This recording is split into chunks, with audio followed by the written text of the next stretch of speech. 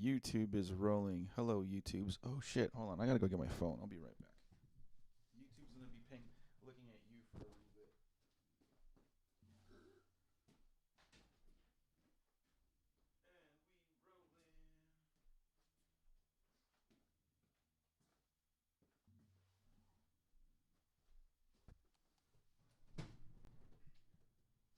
Oh, fuck up. I just want to see our live chat so I can interact with anybody if they're actually watching. Hi. Back to where we'll be doing. Okay, video's rolling. Audio will be rolling in 3, 2, 1. Welcome to episode 66 of the Degenerates Clubhouse. Couldn't think of a cold open, so I looked up. We're supposed to be the 100 funniest jokes of all time. Uh-huh. I don't know if this qualifies, but one of the ones I found said, one day my father came back to see me sitting in front of a roaring fire, which made him very angry because we didn't have a fireplace. And I was like, oh no, too soon. I'm sorry, Superior. I didn't mean to. Oh, yeah. That was just last week. I know, too soon. How dare you? But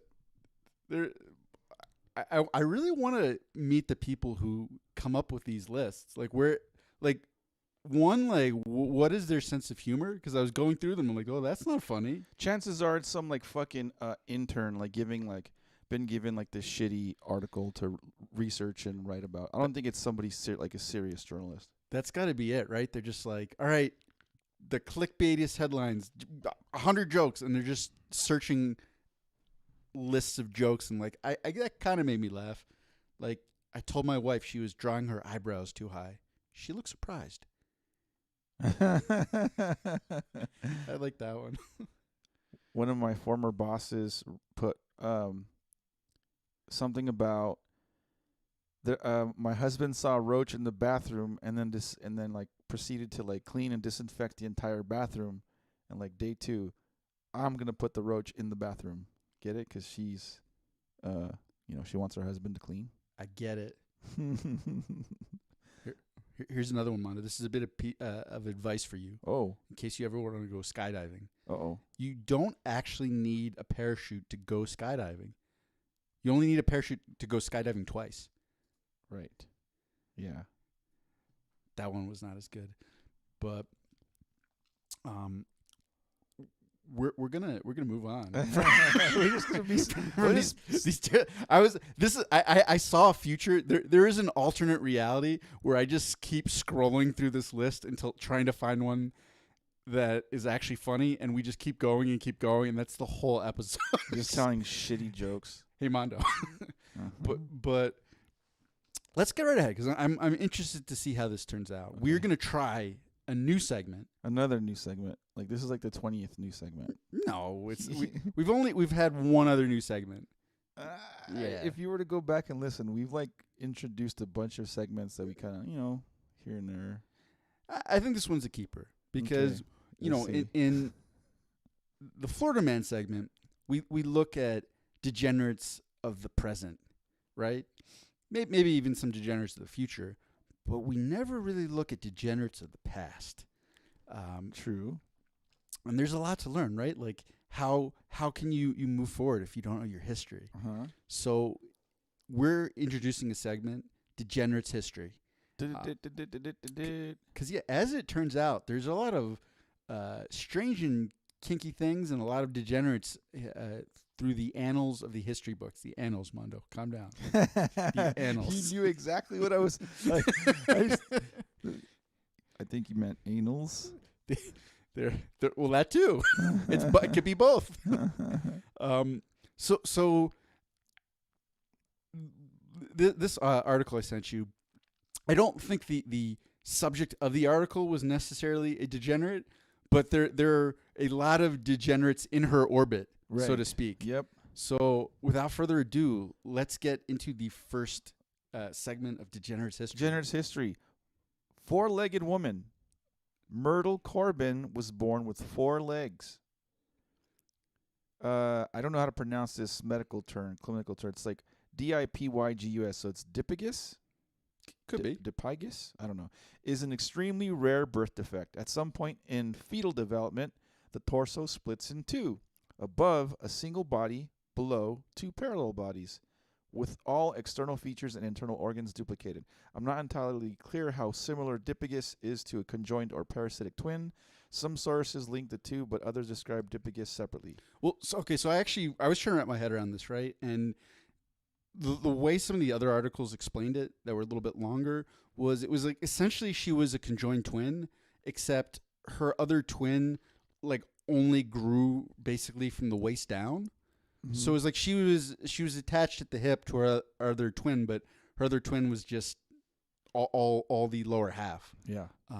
So just to paint a picture of this woman, it's like she's got like a normal torso, and then she's got like 2 normal sized legs on the outside, although one has a club foot, meaning it's sort of like clubbed and twisted inwards. But then she has these 2 little legs in between her 2 normal sized legs. Yeah. That apparently she could like kick and move.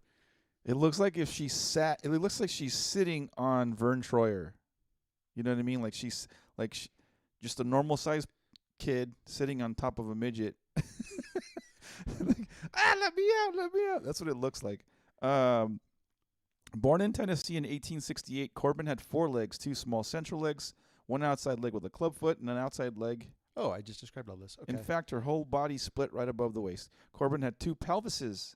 She could kick her smaller legs, but mainly got around on the larger 2. In 1881, she joined a sideshow. Guys, spoiler alert, just focus. She had 2 pelvises. Continue, Mondo.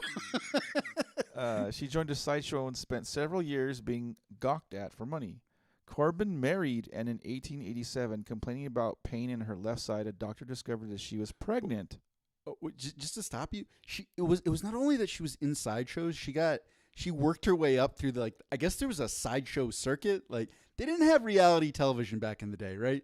There was no Jersey Shore, so if you wanted to see a train wreck, you went to a circus, or I guess there were like smaller like sideshows where it's like, see the bearded lady, see the and she eventually got to the point where she was like a pretty featured act for Barnum and Bailey.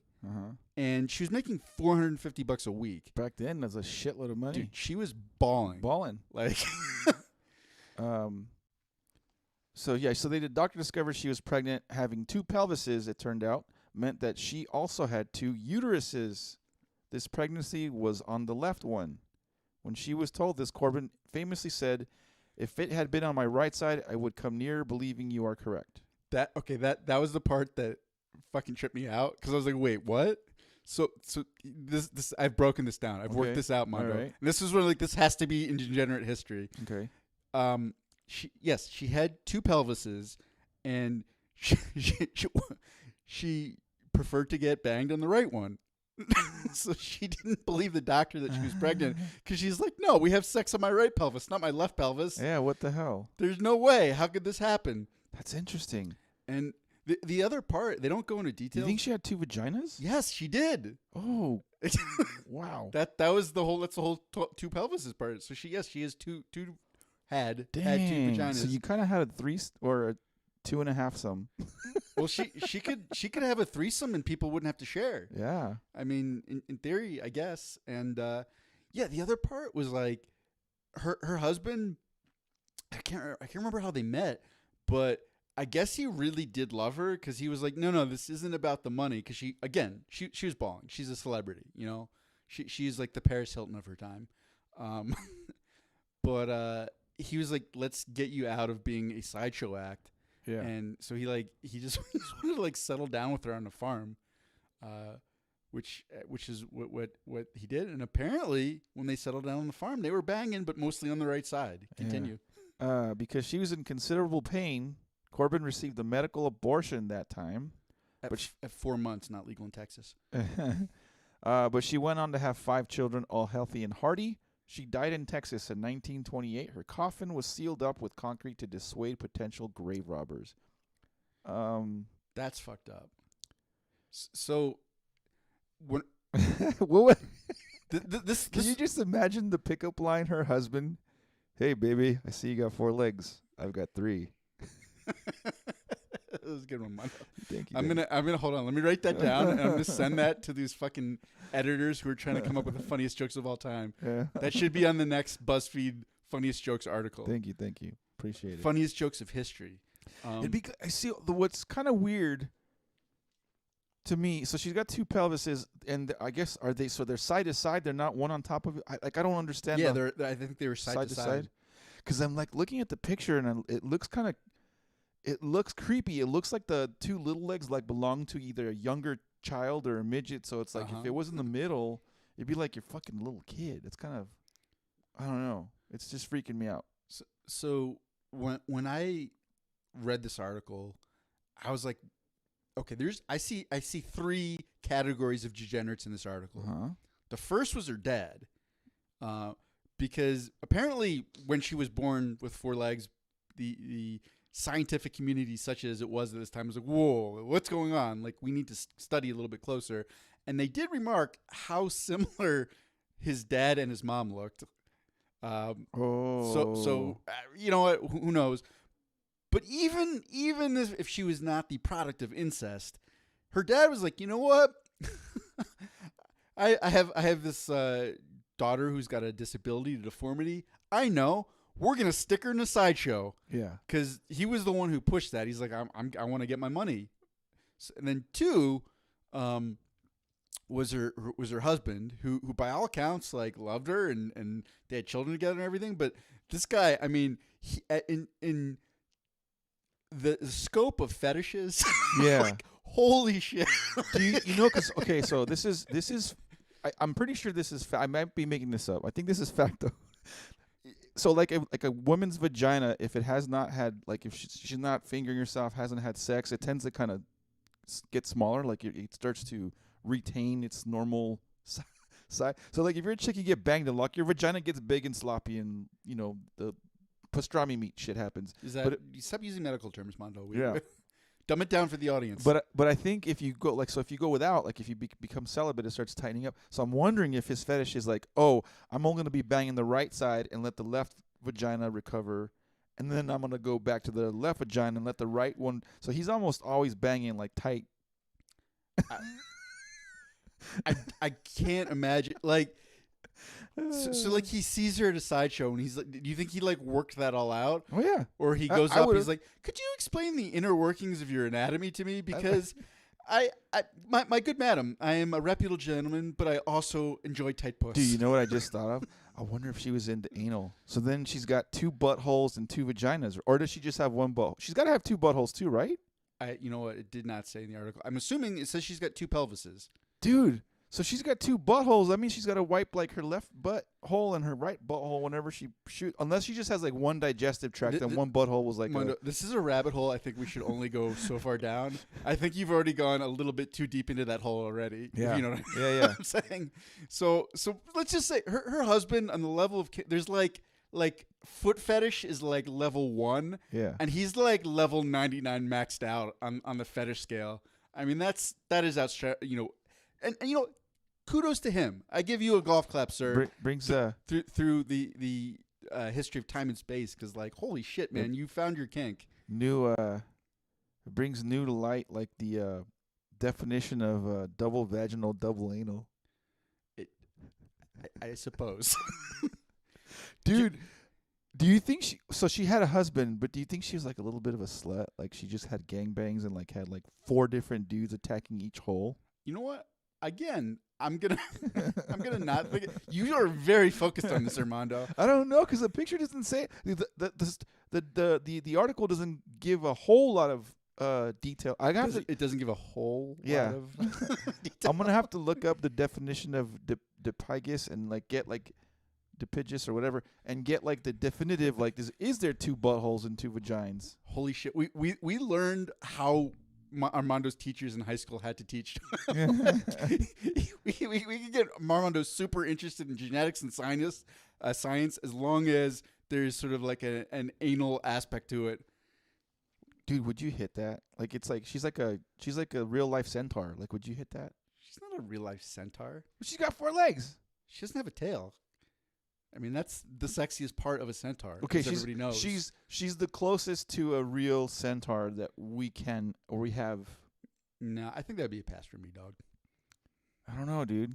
She's not attractive, but apparently, in some of the articles they kept talking about how she was regarded as being really pretty. And I'm looking at the pictures, like I don't see it.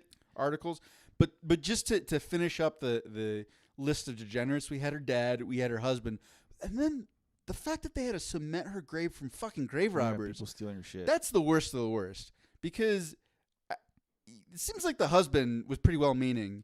The dad, that's a little bit scummy. Robbing a grave, that's just the worst of the worst. So, you know what? The fact that she managed to have a reasonably normal life, she made bank, and she had, what did it say, 5 kids? Yeah, 5 boys. Or 5 children. And she lived to the ripe old age of 59. 10 more years, and she would have it would have been like the degenerate trifecta. She didn't quite make it. But this was our degenerates in history. Once more, what was her name? Myrtle Corbin. Myrtle Corbin, we salute you. And that was it for degenerate history. I don't know if you learned anything about history at all. It was just kind of a fun fact. Hey, what the hell? Sure, we learned about this genetic disorder that we don't know how to pronounce. We learned about the inner workings of the anatomy of that genetic disorder. There was history, there was science, there was everything, a little bit of everything. We are now going to ride our noble centaurs to the wonderful world of Reddit. Was that one a good one? That was amazing. No, thank you. Reddit question number 1.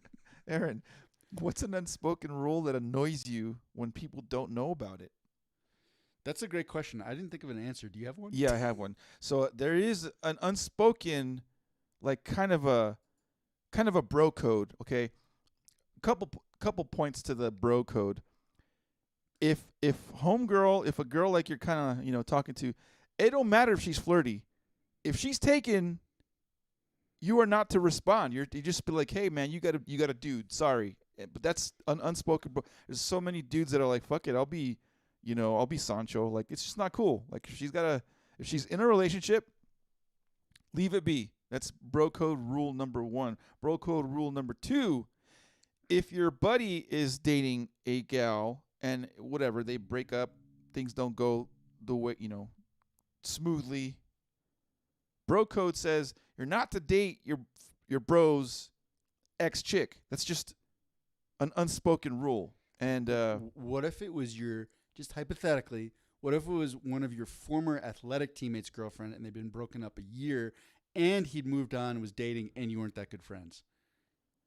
If you weren't that good friends, then the whole notion of bro code is out the window. Because I'm talking about like bro code. Like, this is like, hey, these are your buddies. If it's a dude you could give 2 shits about, game on. Fuck her. Do whatever, boner in her second uterus or second pelvis or whatever. But yeah, that's the unspoken rule that annoys me. I've had friends that have clearly just crossed the line and maybe they weren't introduced to that unspoken rule as young men. But that's my unspoken rule. What about you, Aaron? You know what? I was thinking about it. The one that probably irritates me the most personally is there's some basic trail etiquette. Like when you're out on a trail, hiking, what have you, and people don't really respect this. It's like whoever has the more difficult path, like because particularly in Colorado, like sometimes you're going up a trail, you're going down a trail. It's like the person who has the easiest path should get out of the way if the two different parties are crossing. I.e., so like, if you're going downhill, let the uphill climbers let them get the right of way. Exactly, and this really irritates me in specific.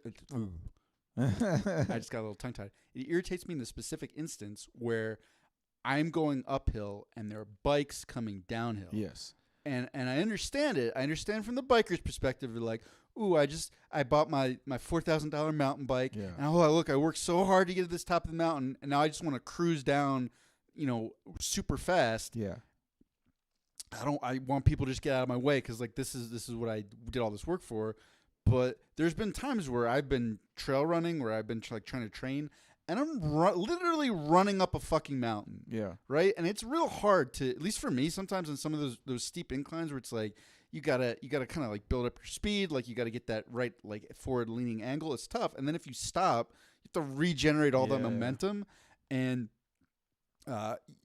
you just see a cyclist like flying down, and it's like, what do I do? Either I potentially get in a head-on collision with the bicyclist, or like I have to stop and get out of the way. And there's only in one time where I was just like, "Fuck you, buddy." Yeah. I'm not, and he just hit me. Yeah. A piece of shit, and he kind of like bounced off and then kept riding. But one of these days, I'm just gonna end up getting in a fist fight Yeah. with one of these dickheads. And you know what? I said it's unspoken, but there are literally signs on some of the trails that like explains it, and they give you a in case you're too dumb to understand. There's pictures, so to show you how you're supposed to yield to other people. And these dickhole, not even asshole, they're dickholes because they're little tiny holes. Cyclists never do it. Drives me nuts. You know what's interesting about that is that you can tell based on the unspoken rule that you just mentioned. You can tell like which people are like the seasoned hikers and or bikers because they like have these unspoken rules already. Like, oh shit, I'm going downhill. I'm gonna bike. These people are struggling, or give them the right of way, or like people that like large group, like there's a bunch, or even people that go biking on the ones that say no biking allowed. Like it's just a trail for pedestrians, and you have assholes that are like, nah, I'm gonna do what the fuck I want. Like those are just inconsiderate pieces of shit. But yeah, I agree with your unspoken rule. It's just basic courtesy, right? Like if you're walking into a door in a shop and someone's carrying a bunch of packages, like you open the door and you let them go through. It's just you know what, cyclists, is this the way your mama's raised you? Yeah. Is this how they raised you, to be inconsiderate? Yesterday I went to the Kansas City Chiefs versus Denver Bronco game. I got a free ticket from my company because I'm a badass, and I went and got beers for one of the other coworkers I was with. Is that officially why you got it? We're like, Yeah. Armando, it has come to our attention that you are a badass. So this ticket is your reward for your badass. So they told me, it was like, hey, you're the top performer in Denver, and we have this extra ticket. We want you to have it. And then at one point there was even a fourth, like another extra ticket.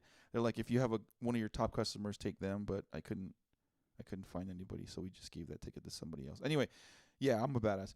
But so I'm carrying these two beers, and from the concession stand, obviously I don't have a tray. I have my hand, like they're in my hands, and they have all these like guest relations people like opening and closing doors.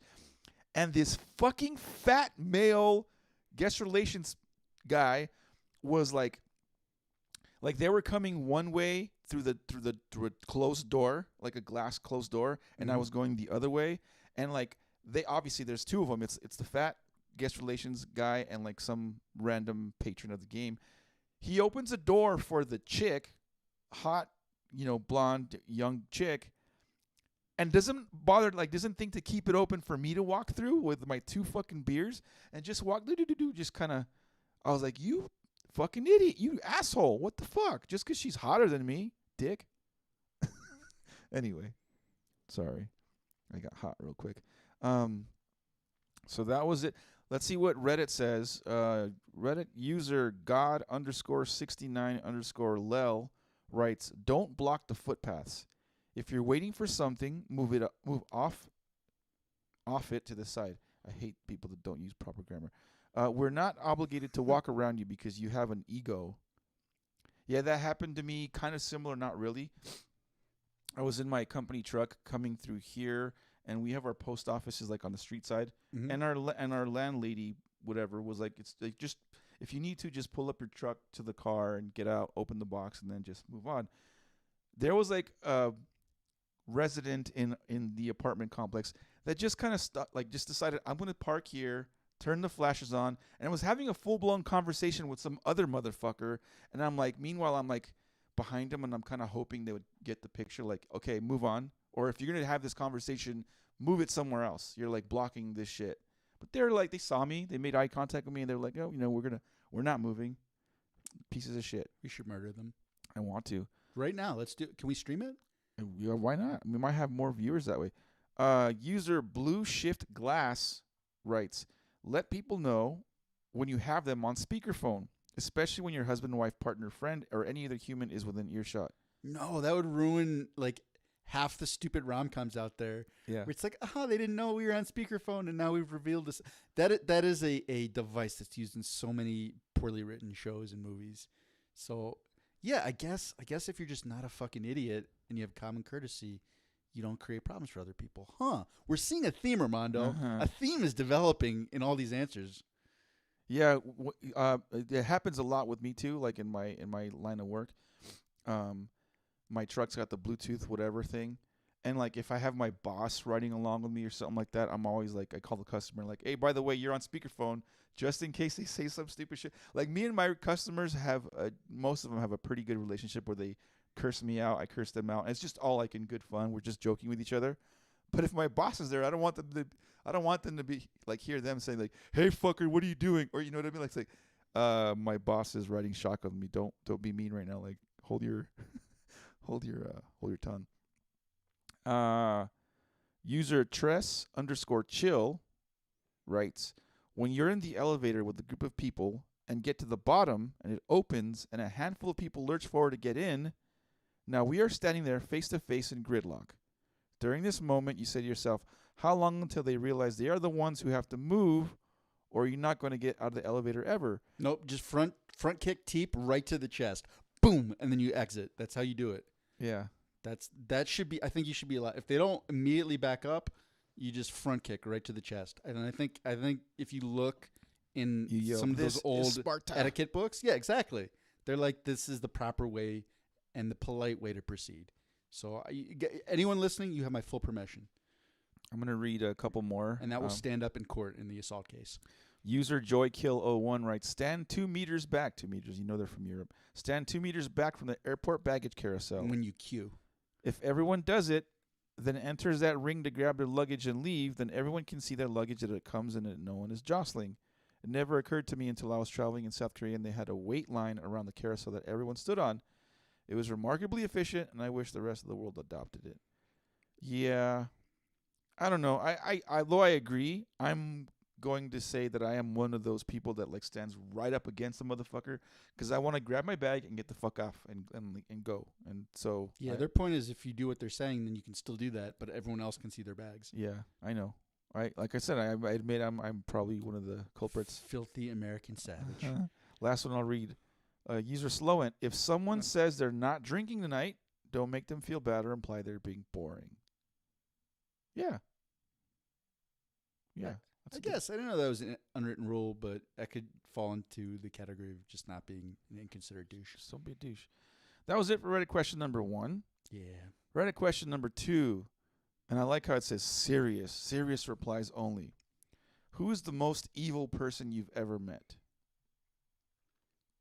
Got it. Here, I can start on this one. Okay. I think I've talked about this before, but there was when I was a assistant coach coaching women's lacrosse.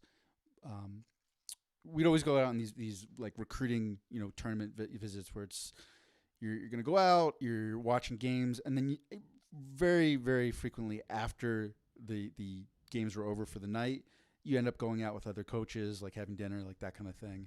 And there was one night, we went to a pretty nice restaurant, and there was an assistant coach for another team that I just got like the worst vibes from. Like I literally, like he made my skin crawl. Like I got those, oh, I think this dude is a serial killer.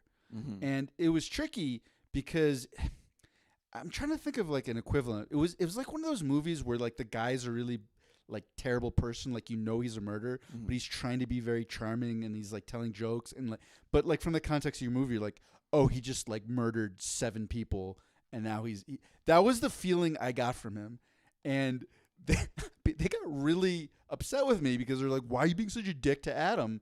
And I'm like, at the time, I'm like, I don't know how to explain that I think this guy's a fucking serial killer, and I'm positive he's a sociopath. My little spider sense for sociopaths is going off, and I'm like, yeah, but he's like telling jokes, and he seems to be making them laugh, and it's hard to say in that context. Oh, because even though I've just met him and you've known him for like 2 years, I can tell he's a sociopath, and you can't. And like, I wouldn't sleep around him if you think he would stand anything to gain from killing you. And so I was just like, I don't know. So you had a gut feeling that he was not a good person, but was there anything that was like, haha, he is a fucking evil piece of shit? Like, not at that night. Oh, okay. And I was the head coach that I worked for was very upset with me. Fast forward to like a year and a half later, he was his male coach had ended up sleeping with multiple players on their team, even though he had a fiance. Ooh. He had like created his own like little harem / faction of the team where he was trying to like recruit them to his side and then get the head coaches fired. Really? And it was a whole thing. And they were like, huh, now we understand why you didn't like him. And of course this was 18 months later when they thought I was just an asshole for not liking this guy. But he was terrible. That was one where like, I swear some people like regardless of their tone, and I just like there's something I see in their eyes where just it's like dead. It like reminds me of like a cat. Yeah. Where I'm like, I can't tell what the hell is going on in that thing's brain, and it might be nice and want me to pet it, or it might just randomly decide to scratch my eyes out. And that was the feeling I got from him. So can I ask you? So he was a coach, and he was a ginger. That was the last part. Oh, that is what that is what should have tipped them off in the first place. Evil gingers. Yeah. So he was a coach. Assistant coach, and he was banging some of these athletes. Is how big of the age gap was it? Was it like where it was like, okay, it's within a reasonable age gap, or was he like a lot older, and clearly he's like kind of because these are college chicks, right? These are all 18 to 22-year-olds. He 18 to I think the oldest usually like 18 to 25. I don't know about their team, but you're usually that range. Yeah. Yeah. No, I mean. It really doesn't matter about the age gap, to be honest. No, I just think it would have made it worse if he's like 50. No, he was like early 30s, I think, which still isn't great. Yeah, he was older than me at that point. But you said he's a fiance too, so that doesn't like what I mean? It doesn't excuse. For sure. No, there's no. Well, first of all, it doesn't excuse it because you're in a position of authority. You're a coach. You don't bang your players. Period. Yeah. Full stop. Like you just don't do it. I mean, second of all, he had a fiance. Yeah. Third of all, he was using this whole thing to like.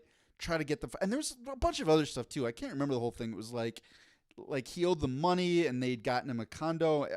I don't remember all the details. At that point, I was like, I told you who's fucked up. Yeah. Leave me out of this. Yeah.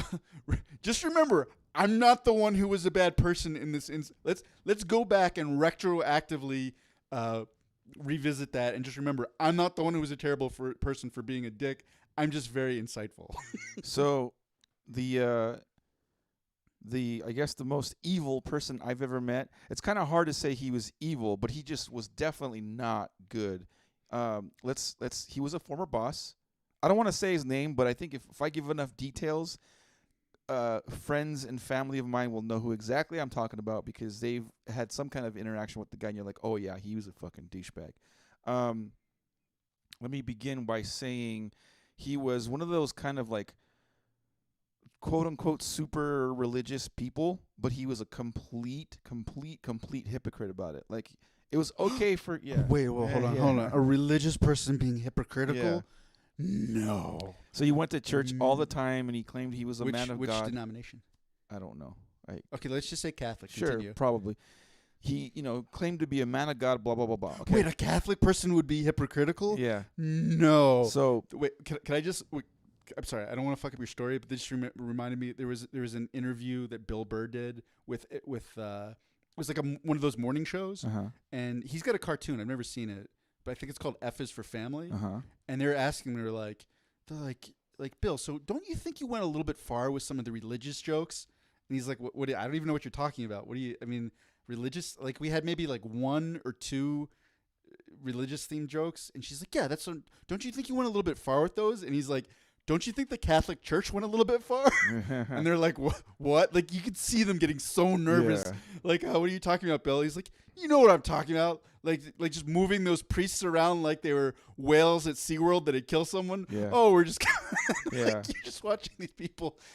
And it was amazing seeing him roast both the host of the show and the Catholic Church on morning television and watching them just squirm in their seats. But get him, Bill Burr. Continue. He's awesome. So this former boss of he was like the manager where I worked. Claimed to be super hyper religious. We had hired a kid to be our like it was my responsibility to kind of help him, like train him to be like our shipping receiving guy, like the guy like opened up boxes that come in and open, put packing slips and record stuff on the computer thing. So we'd hired him, but it wasn't until after the fact that we hired him that it was like, oh, the reason this guy hired him is because this young kid impregnated the manager's like niece. Okay, 18, okay, I was about to say how young. 18, 19 years old. Okay. Young. How old was the niece? Similar age. They were. I think they were both out of high school. I was really hoping you were going to say the niece was 42. It's like, get a kid. You do. I'm sorry. Continue. So this kid that we had hired knocked up this manager's niece, and when you start to kind of work with somebody, they start to open up about personal things, and this kid would tell me like, yeah, it really bothers me that he got me the job and that's cool, but it bothers me that he's always getting on me about not being married to her, and that having a kid out of wedlock, or is that what it's called when they're not married? Mm-hmm. Okay, having a kid out of wedlock is like a sin against God. Like he specifically says like a sin against God, and I'm going to hell, and like I should really marry her, and blah blah blah blah. Like he was like guilting him. You're a young dumb kid. You knock up. I mean, not that you want to say it's okay to do it, but you're a young dumb kid. You got a chick pregnant. Like, okay, the marriage thing will come in time. Like I'm gonna be a father, obviously. But this kid would get like really down about this. Like he'd get really like almost borderline depressed about how like this guy's he's like giving him, like he's jabbing him like, oh, I got you this job, but by the way, you're a sinner for not blah blah blah blah. Okay, so that was just the foundation to this part of the story. Fast forward like within a year, this manager's son impregnates his high school girl, whatever. Again, same thing. Not married to the chick, knocks her up right out of school. But when we would confront this manager about it, we like, hey man, so like, what do you think? He's like, oh, it's a blessing from God that we're having this. My grandchild is a blessing from God. It's a sign from God. I'm like, wait a minute, hold on. When it happened to this other kid knocking up your niece, it was it was a crime. It was a sin. And your son does it, and it's okay. The same fucking thing, the same setup scenario, but it's okay. Well, because Mando, you didn't go deep enough into it. So his son's penis was dipped in holy water. So it was actually an instrument of Jesus. Yeah. So that's the difference. Yeah. There's always a loophole, and it's you just have to before you fuck. Yeah. You just have to dip your dick in holy water, and then it's not a sin. Yeah. It's fine, right? How could it be a sin if it's holy? I guess. I can go on and on about this guy. So there's another thing is like whenever he was if he had to go to the office to pick up paperwork, homework, whatever, go on the computer, go online, the energy of the branch of all the other employees was like it was like a huge cloud. Like you could tell the energy. Everyone was sat. No one was smiling. Everyone was like, oh fuck, he's here. Like everyone was minding their P's and Q's, and not that whenever he was not there, they weren't working hard or they weren't working, but people were kind of more friendly and polite with each other and happy and making jokes, cracking jokes, being crass and whatever. But when he was there, it was like, oh shit. Like someone turned the light off and just the energy was just sat. Like everyone disliked this guy, like to it so bad. Like he was just not, he was just not a good and I'm going to cap it off with this little tidbit of this guy. Okay. So when I was working for this company and he was my manager, I had a relationship with a gal. It ended poorly, and I was a miserable fucking wreck. I was hurting bad, and he was aware oh shit, Armando's going through some shit. We're gonna give him some time, all this stuff. Fast forward I don't know, 10, 15 years or something like that, and I bump into him and he's like. So he knew I went through this like kind of semi-traumatic little thing. 10, 15 years later, he's like, hey, whatever happened to that girl that really broke your heart, blah, blah, blah, blah. I'm like, oh, so now you want to rehash old memories and make me feel shitty again. Like, oh, you're a fucking douche. Like, again, he knew what he was doing. He knew what he was saying. He likes to poke and prod, and he gets a little grin. It's like, like I said, I wouldn't say he's evil, but he's just not a fucking good human being. And I think karma finally bit him in the ass. Last I heard is he got fired from that job after being with them for like 10, 15 years. Got canned and had to take like a huge pay cut and work for a company I used to work like. So he basically started all over again career wise. Like he had to, fucking chew cud and just eat shit. Waste of a human being. Anyone that knows what I'm talking about knows exactly. My brother didn't like him. My brother hated him. Hated him. I'm not going to lie, though. That story didn't end up being nearly as bad as I thought. Mm-hmm. Because what I thought you were going to say is after the whole setup that he ended up impregnating like a teenager and had like a secret second family or something. Dude, I would. Because you know that shit happens out there. He's not an attractive guy. And so I don't see that happening unless he pretends or brags like he's got money. Like I just don't see that happening. I don't see Makes that sense. being in his cards. But yeah. Anyways, piece of shit person. Let's read some of the answers on Reddit. Yeah, just a couple. User Little Spice 1 writes, my school friend's stepdad. He was violent when even when friends visited her. One time he threatened us all, my friend, his sisters, my mom, with a huge knife. Luckily, we were able to leave the apartment unharmed. When she was 14, it came out that he had sexually abused her for 2 years. That man is a fucking monster, and I hope he'll burn in hell. Bastard is out of jail already, thanks to my country's shitty justice system. Yeah, I think in general, pedophiles, like, it's one thing to have a kink or a fetish or some fucked up thing in your head that says, oh, this is what I like. But what they don't understand is that they're a unwilling victim. Like they haven't even had a chance to like know right from wrong, and all of a sudden some older creepy dude just fucking does something to get his jollies off. Like that's not cool. Anyway, user Sandal Fleas with 3 Z's at the end writes, what's truly terrifying about this thread is how many people are describing someone they used to love. Wow, it's just kind of a comment. That's not really I like this one. User Salvadori Dalai Lama writes, my ex-wife. I've never met anyone that thrived on conflict like she did. I had to constantly walk on eggshells around her and be hyper aware of her moods. It took years of therapy to undo the webs that she spun in my mind. Yeah, I don't want to go off on too much of this tangent. Anyway, that's it for Reddit. There's a bunch of other ones that are pretty fucking long answers I don't want to read for 5 minutes just to give a response. But anyway, there's a lot of evil people in this world. Don't be an evil douche. And that was it for Reddit. That was it for the wonderful, wonderful world of Reddit. That I feel like that whole Reddit segment was just us complaining. That's fine. This is our podcast. We can do whatever the fuck we want. Get out of the way when I'm running up a hill, and also don't bang a lot of teenagers. Yeah. That was if you were to sum up that entire Reddit segment, that's basically what it came down to. Don't be a douche. Full stop. We are not going to. But you know what show has some people who are kind of douches? Some people who are like kind of good, and a lot of gray in between. Do you know what, Mondo? What? Cobra Kai. Cobra Kai season 4. Cobra Kai. So Aaron mentioned that was his show of the year when we did our Degenerates of the Year awards last episode. But I had not watched the current season, the 4th season. My thing wasn't my thing to watch shows wasn't working. Finally got it to work. Binged the entire season 4. Fucking awesome.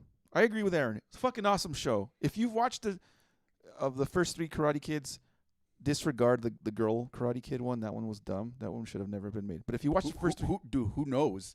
Apparently, Hilary Swank is down to come on Cobra Kai. She better fucking not. I'm seriously, people. I would be one of those protests. Like, don't do it. Like, don't do it. That next Karate Kid ruined the franchise. But anyway, Cobra Kai season 4, amazing, funny as fuck. Where do you want to? So, first of all, when I said it was my show of the year, I was very clear. I'm like, I don't think this is necessarily the best show. This was just the show that I enjoyed watching the most, like on a personal level. That was my personal enjoyment of the show was just at a 10 out of 10. Uh-huh. And this is the basic premise. And I'll give you the premise and sort of catch you up to season 4. Right. They looked at the show not from the lens of Daniel LaRusso. So if you remember the original Karate Kid, it's like, oh, this kid from Jersey moves to the Valley, in California, and he's getting bullied and doesn't know what to do. And this mystical old Chinese man who knows his special sacred form of karate from Okinawa, Japan, teaches him this very sort of pacifist way of fighting, and he's like kind of like a Buddhist monk. And then he defeats the villains and wins the All Valley Karate Tournament, which apparently is a big deal in like 1980s California. And then moves on with his life, and then makes a lot of shitty sequels. That was the basic premise of the movie, and it was like very, very 80s, like the typical blonde-haired bully villain, and it was very clear this is either the good guys, these are the bad guys. There was very a little gray in between, and the writers of the show, I think, because there had been this whole movement of Johnny Lawrence, who was the bully, was really the protagonist, and Daniel LaRusso, who was the Karate Kid, he was really the villain.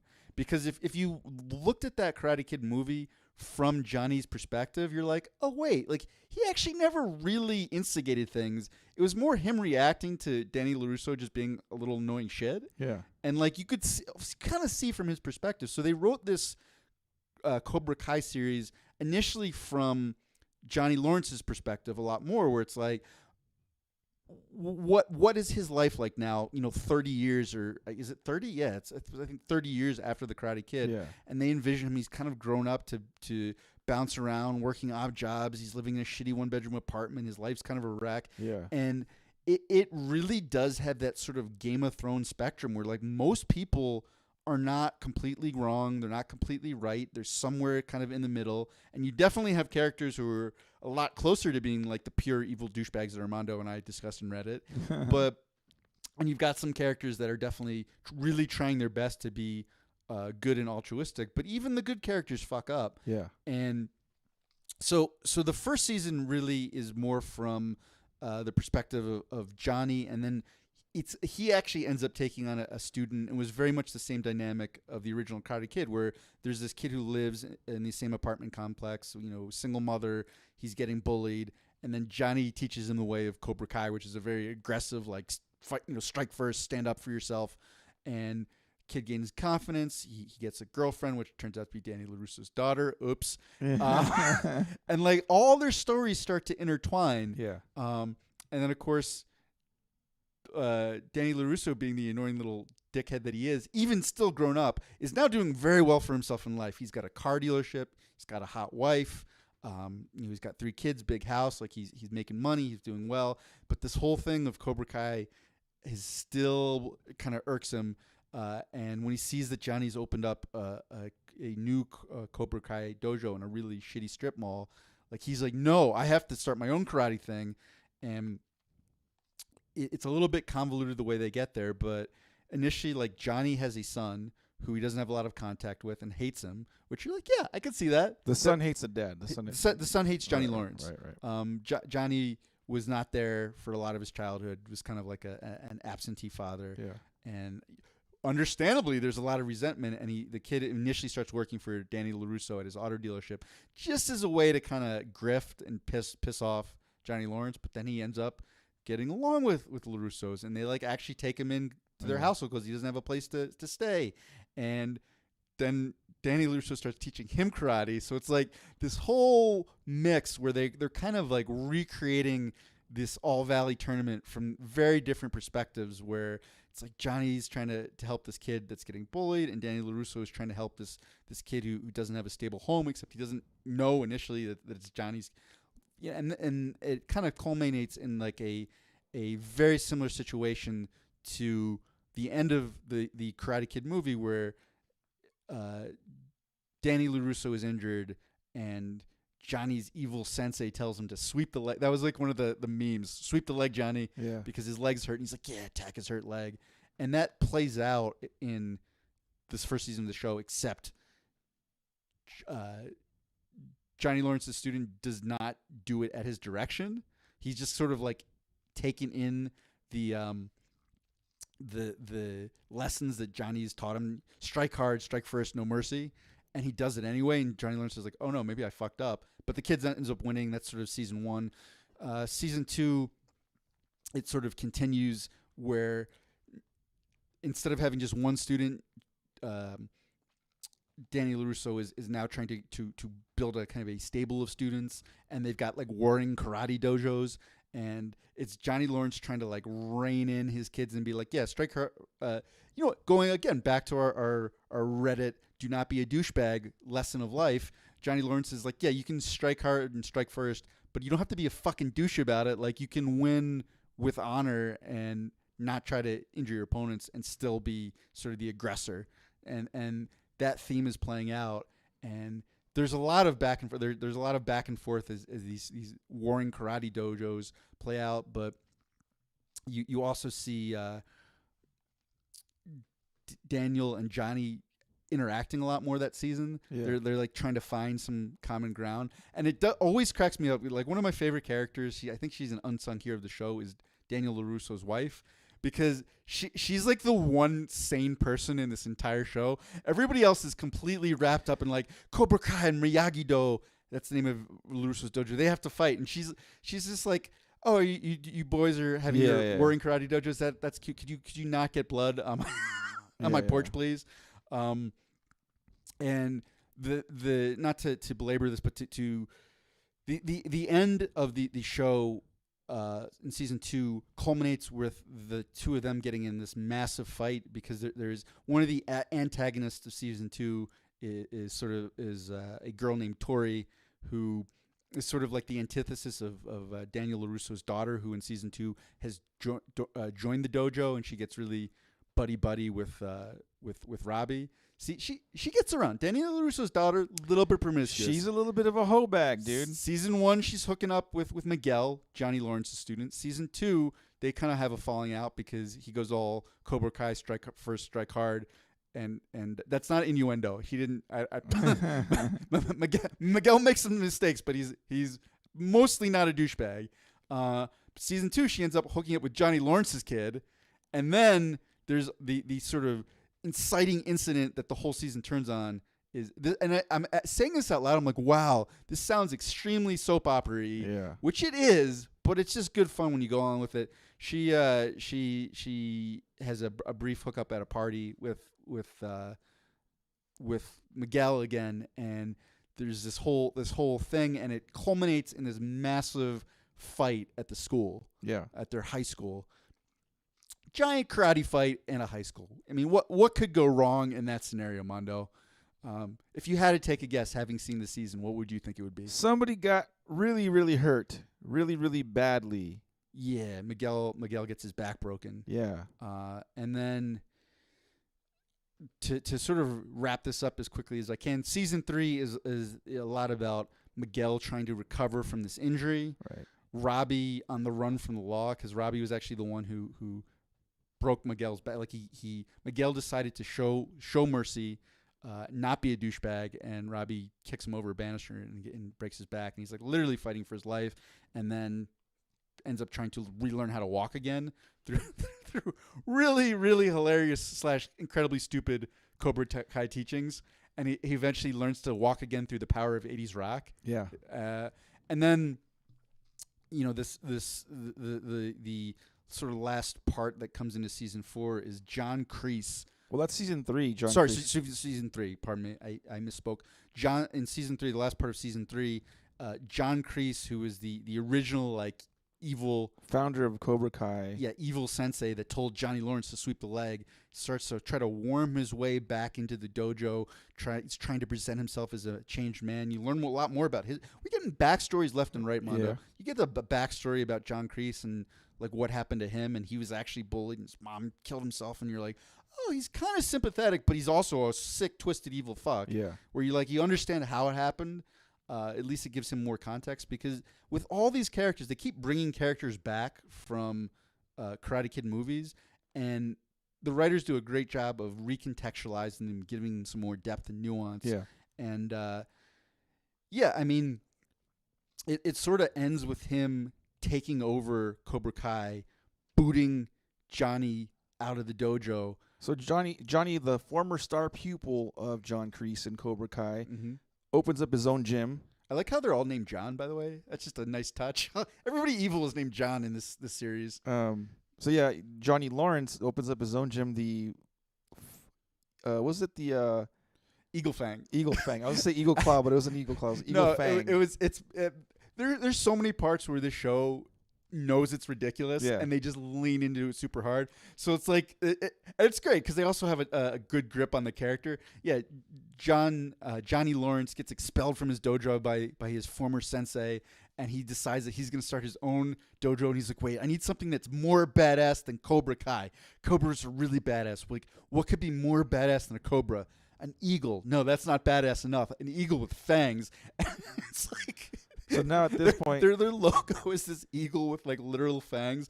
It looks like I hope to God like it's canon that Johnny Lawrence drew that himself. So now there's three schools. Now there's the Cobra Kai under the dark tutelage of John Kreese that wants to stay like kind of offense aggressive. Oh, I mean he's full Emperor Sith. Like, right. Go turn to the dark side of the Force. Use your aggression, my pupils. And then you have Johnny Lawrence who opens up the Eagle Fang, and he's kind of, he still has this kind of all the aggression stuff that Cobra Kai taught him, but he's trying to not be as much of a douche, and that's what he's doing with the Eagle Fang. Like he's kind of trying to develop these students into being more being able to defend themselves. Yeah.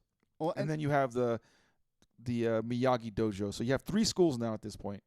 Correct. And I just do want to take a quick moment to acknowledge how great of a villain they've made Kreese. Mm-hmm. Because while he's all about, well, I'm going to be aggressive and this and that, he's like super manipulative. Yeah. Like they have him the sort of character where he's not going to come out and get in your face and threaten you. He'd be like, he'll do it.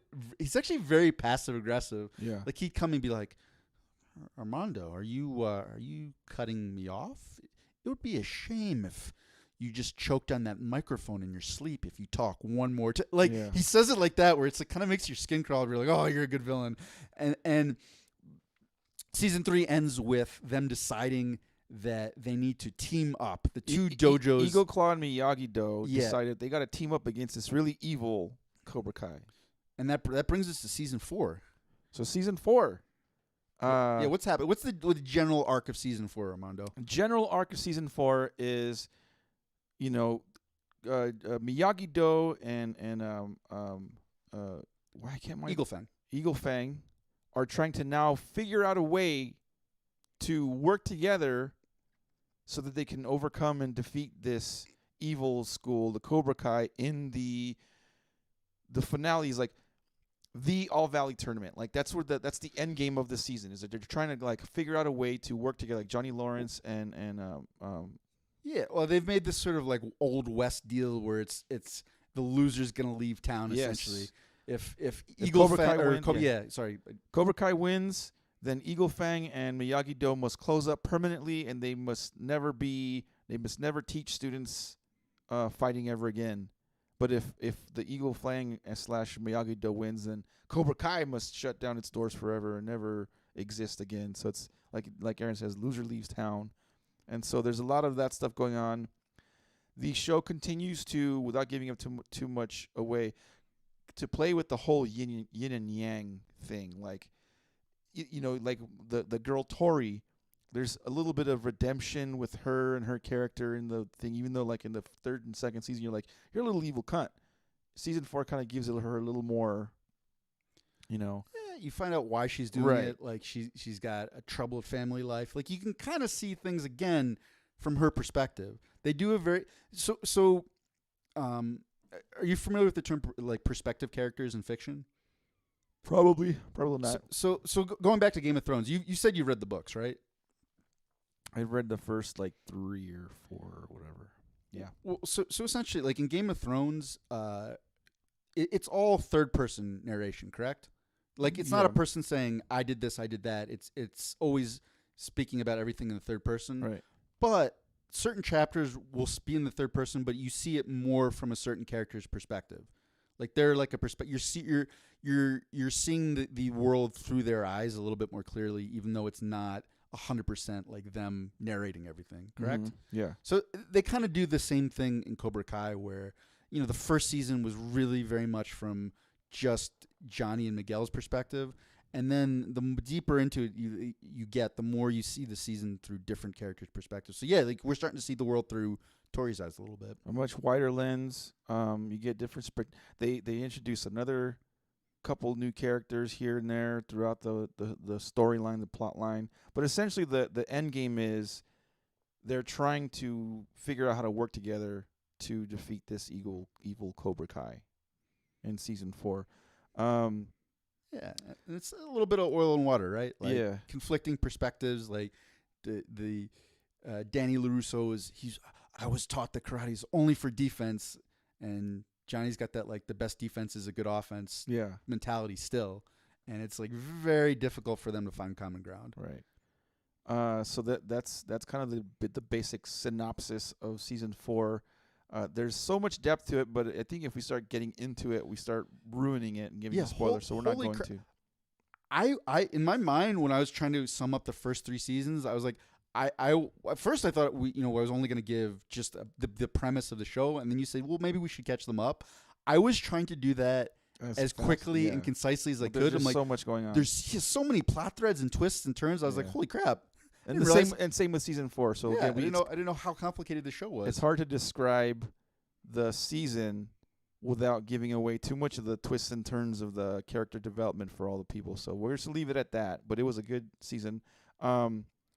Aaron, what did you like the most of season 4?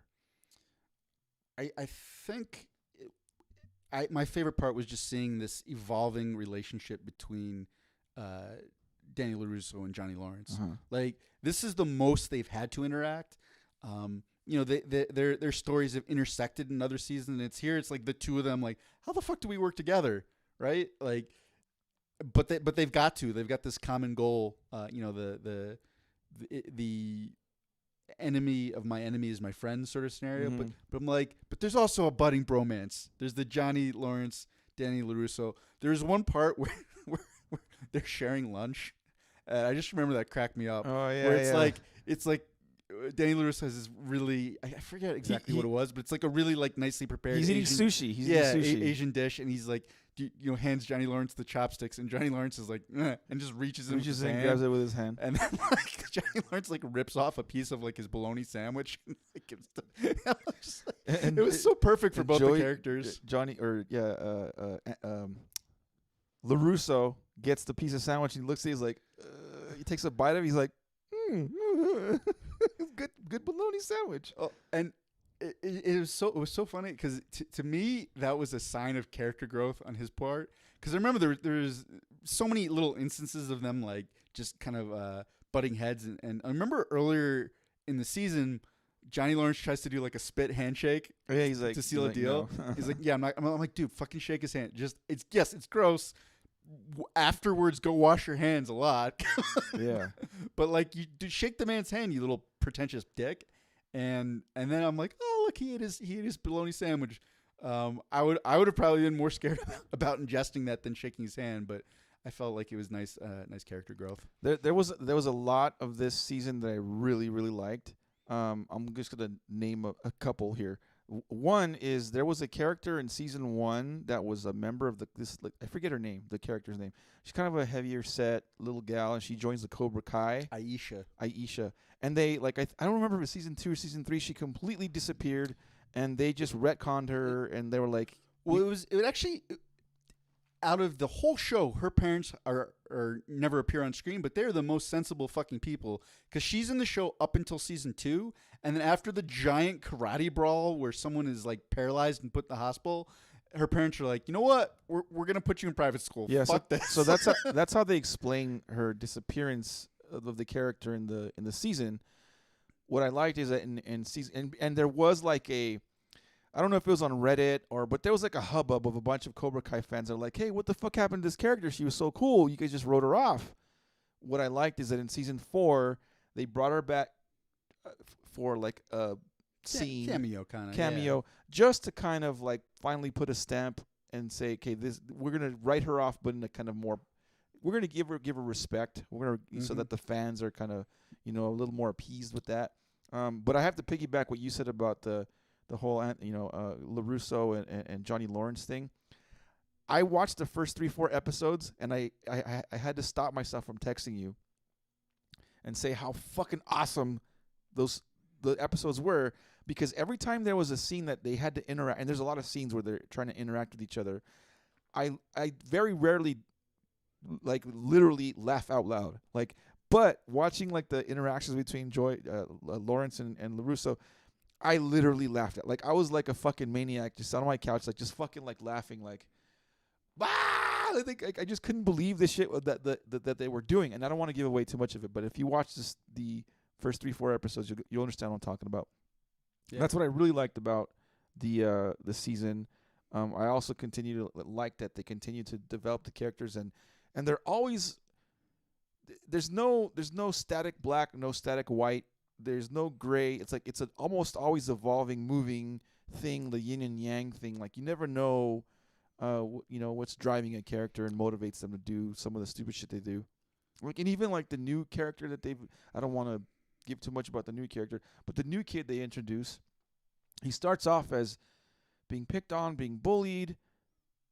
Plot twist, it's almost like he joins the dark side and he becomes a completely different person. So I like that they kind of keep doing this thing with the characters. Well, and that's actually honestly something I can kind of relate to a little bit, because, I think I said, like, in middle school, I was a smaller kid and I was picked on and bullied. Never got in like a massive karate fight, but I did have to fight, I think, 1v6. And granted, it was like middle school kids in a schoolyard, and they weren't trained ninjas or anything. Yeah. But like, that stuck with me. But when I got a lot bigger and stronger, I even through college, like, I had such an overreaction to when I would see someone like that I perceived as bullying. Like, it didn't click with me, like, oh, I'm actually like bigger and stronger and more physically powerful. If I overreact to a bully, then I'm just a bully of bullies. And my perception of what they're doing may not always be correct. I might be the douche here, not the actual bully. And just as a, I had a flashback to, I called Thunderdome on one of our fraternity brothers, because we were at a party and he kept like nut tapping one of our other fraternity brothers who's really drunk, and he was kind of bullying him, and I'm like, I know, I've asked him twice to stop. Clearly, my only recourse was to go bloody his nose up in the backyard. Yeah, which is what happened. I'm like, yeah, that probably was a overcorrection. What? But like, that's the sort of like stuff that I'm like, oh, wow, that actually happened to me in real life, and it's happening in the show as well. We're running like super duper long, so let's try to finish this up real quick. Okay. What did you not like of the season? I don't think there's anything I really didn't dislike. Yeah, so I didn't like so I think I told Aaron this after season 3. I kind of knew the next villain, so to speak, that they were going to introduce. Like I knew, like my gut told me they're going to bring this character back from the movies, and he's going to be in there, and he's a fucking asshole. They brought him back. What I disliked is, although the motivation for this character made kind of sense, like it wasn't very realistic to me, like why someone would continue to be, like, I guess, kind of manipulated by Kreese. Anyway, I don't want to give too much away, but like it explains it. The plot explains it, what drives him to kind of continue to be a little puppy dog to John Kreese, but it just wasn't completely like authentic to me. Like, I don't know. Yeah, you know what? I think I agree with that. Right, like his turn came a little bit too fast and a little bit too abrupt. Right, because you kind of you see him as someone who's maybe found some resolution to some ghosts and skeletons in his closet, and then like he goes from like being like a chill dude with a beach house to being a psychopath. Yeah, very very quickly. And you're like, whoa, okay. Unless this guy was always a complete psycho and he just like flipped his psycho switch. This doesn't make sense. And again, in the world of Cobra Kai, it's like no one is supposed to be completely bad or completely evil. So this abrupt turn Yeah, you're right. That probably didn't feel completely earned. But they needed a new big bad. Yeah, yeah. That was sort of the problem they ran into. That was kind of what we liked and disliked about the show. Did you have a favorite scene at all? Yeah, so this is gonna be a spoiler. Again, my favorite moments were when Johnny and Daniel were interacting. So like the thing that pops into my mind at first was Johnny takes Danny Lucio to a hockey game, Mm-hmm. and it looked like it was like maybe like minor league hockey or something like that, and Johnny is just provoking the hockey players Uh-huh. and essentially goads one of them into picking a fight with LaRusso, and it's and like after the game, like a bunch of these hockey players who are pissed off because Johnny got them penalties, like jump Danny LaRusso, and Johnny's just like fucking gone. There's a whole fight scene with the hockey players, Yeah. and the part where I was laughing I know what you're saying. is at the end of the fight, Danny's like, where were you? And one of the things that LaRusso had tried to teach Johnny Lawrence about his defense was just like the best way to win a fight is not to be in the fight. And he's like, where were you? He's like, hey, don't be there. That's what you told me. Yeah. That was a good Touche, Johnny Lawrence. Touche. I think my favorite, it's not really a specific scene, but my favorite part of this season is just kind of the finale, the tournament stuff, and how you're like, wait a minute, they introduced all these kind of major characters, and now most of them are in this karate tournament. There's the female tournament, and then there's a male tournament, and you're like, wait, they can't all win. Like I like all of them. Like I like all of them a little bit. I dislike some things about some of them a little bit, but how it played out, how the whole tournament played out, you're like you find yourself kind of rooting for one, and but not really, because you kind of want this other character to redeem themselves, and so it's that whole tournament thing. Like really, I was like, oh, this is fucking awesome. Well, I just love that. And to your point, I think one of the things they did great in the tournament scenario was you like you said that you might really want your favorite character to win, but who won and who lost really is what best served their individual character arcs, right? Like one character, like he really needed to win to see, oh, I can still be successful without hiding behind like a douchebag persona. Right. Like I can be myself and still win this tournament. Like that's cool. Another character kind of had to lose to say, oh, maybe the path I was on was the wrong one. Right. This loss is a little bit of an eye opener, and that sends him in a different direction. So without fail, except for maybe Terry Silver, they're very good about using the action to also drive the characters. Yeah. It's just a completely character-based show. And yeah, it's like you root for all these fuckers. Except for, you know what? There's one character who when I thought about him, like, this is the worst dude in the whole show. I don't see any redeeming qualities about him. Who? Fuck, what was it? I think his name's Kyler. Which one is that? He is the an Asian bully. Oh yeah. Like what is the upside of that guy? Yeah. He's just a bully. He's a douchebag. He's not that smart. Like he's the one. Yeah, he's the one that didn't do like the kind of dark light kind of. No, he's just a douche. He's just, which is fine because then he serves a purpose to be like the consistent dude, like this consistent bully. Well, you know what? As we learned again back in a Reddit segment, some people are just douches. Yeah. That was Cobra. Man, we got so a deep dive into Cobra Kai. Cobra Kai season 4, very good season. Again, if you've appreciated the Karate Kid original trilogy, and I'm by now, if you've already seen Cobra Kai first 3 seasons, like this 4th one was just gonna be like, it's gonna continue to kind of like, I just love the whole way that going with this. There's gonna be a season 5. A bunch of awesome cliffhangers where you're like, oh fuck, this show's gonna be fucking cool in season 5. They do the same thing. They've been able to kind of leave teasers, and even in between episodes, they did a fantastic job in this season where like the first episode's getting to the point where it's about to wrap up, and you're like, oh shit, I can't wait to watch episode 2. And the same thing with 2 to 3, 3 to 4. You're like, it just has that draw. Cliffhanger on cliffhangers on cliffhangers. And so season 5 should be pretty cool. They got some where the directions of these characters are going is going to be pretty cool to watch. And Apparently, Stephen Wonderboy Thompson of UFC fame and Tyron Woodley of getting knocked out by Jake Paul fame Yeah. are going to be in season 5. That'll be cool to watch. That was it for new on Netflix, the Cobra Kai season 4. Did you have anything else to say for just to wrap up the episode? You know what? I think I used up my extra speaking time trying to. I really was trying to get through that as quick as possible. It was hard. I was midway through it. I'm like, fuck. I wish I just had not tried to summarize all these. So I'll just shut the fuck up right now. I just want to add that today my Chargers are playing here in a couple hours, and if they win, they're in.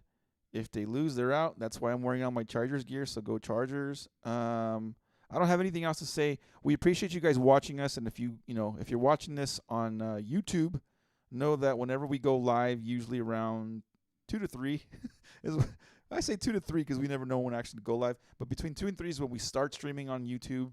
You can catch us live on YouTube, and we're going to eventually add Twitch to that as well. Know that you can actually interact with us on the YouTube live chat, and I'll be the one typing away and saying hi to you guys. Hi, Mom. she was watching. But for the rest of you guys, just feel free to drop a note, a line, talk shit to us while we're recording. Thank you for listening. Thank you for watching. We will catch you guys next week.